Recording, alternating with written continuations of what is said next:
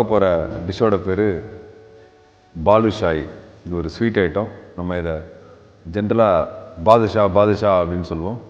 இப்போ வாங்க அதோட தேவையான பொருட்கள் என்னென்னு பார்த்துட்டு வருவோம். மைதா 250 கிராம், நெய் 150 கிராம், சர்க்கரை 300 கிராம், லெமன் சால்ட் 1 சிட்டிகை, குக்கிங் சோடா 1 சிட்டிகை, சமையல் எண்ணெய் தேவையான அளவு. இப்போ வாங்க நம்ம அந்த பாதுஷா எப்படி செய்கிறது அப்படின்றத பார்ப்போம். ஒரு போல் எடுத்துக்கோங்க. போலில் சொன்ன மாதிரி மைதா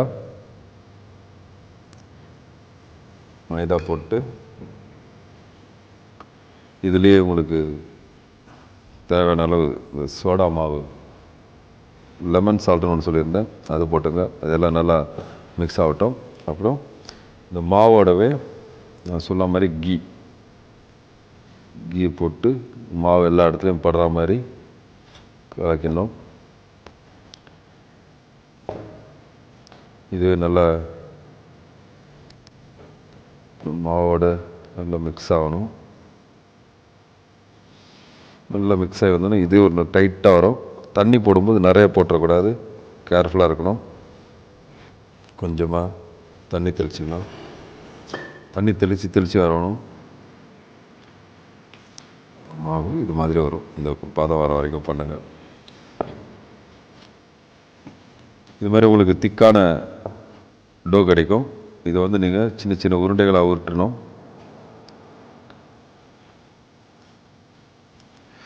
சின்ன சின்ன உருண்டைகளாக உருட்டி வச்சுருக்குங்க.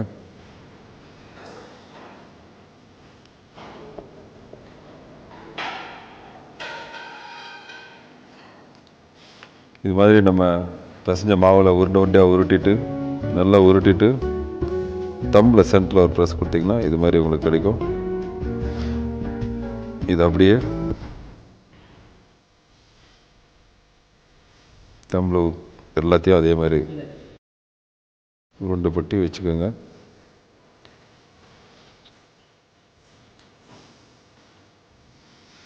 இதே நல்லா உருட்டிட்டு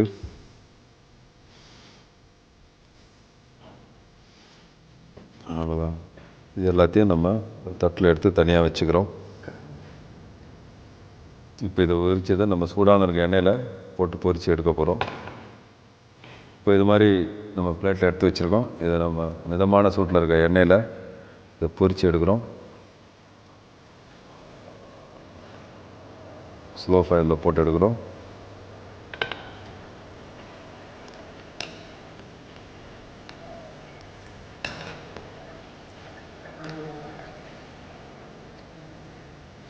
இது மாதிரி உங்களுக்கு பொரிஞ்சிட்ருக்கு. இது இன்னும் கொஞ்சம் கலர் வரணும். ஸ்லோ ஃபயரில் பொரிக்கணும். அப்போ தான் உள்ளே நல்லா வேகும். இன்னும் கொஞ்சம் கலர் வரணும்.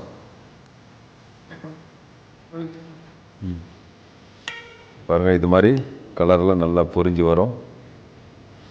பொரிஞ்சு வந்ததை நம்ம இப்போது எடுத்து தனியாக வச்சுப்போம்.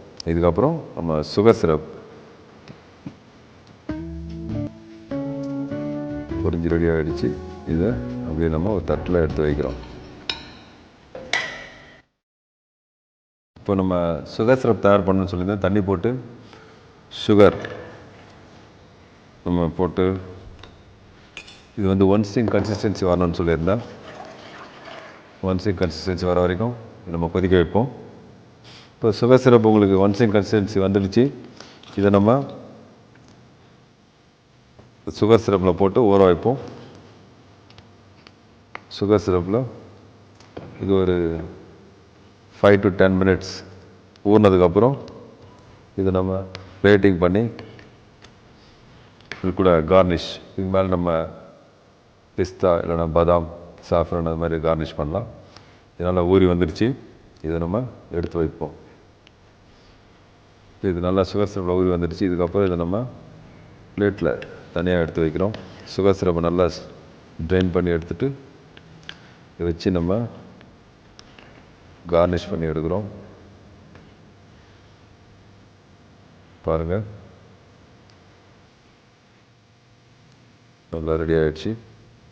இதை நம்ம மேலே நல்லா அலங்கரித்து வைப்போம். எப்படி அலங்கரிக்கிறது அப்படின்றத பார்ப்போம் வாங்க. இப்போ பாதுஷா ரெடி ஆகிடுச்சு. இதை நம்ம கார்னிஷ் இது மேலே இது மாதிரி பாதாமை தின்னாக சாப் பண்ணி மேலே கார்னிஷ் பண்ணி வச்சிடலாம். இப்போது பாதுஷா ரெடியாக இருக்குது.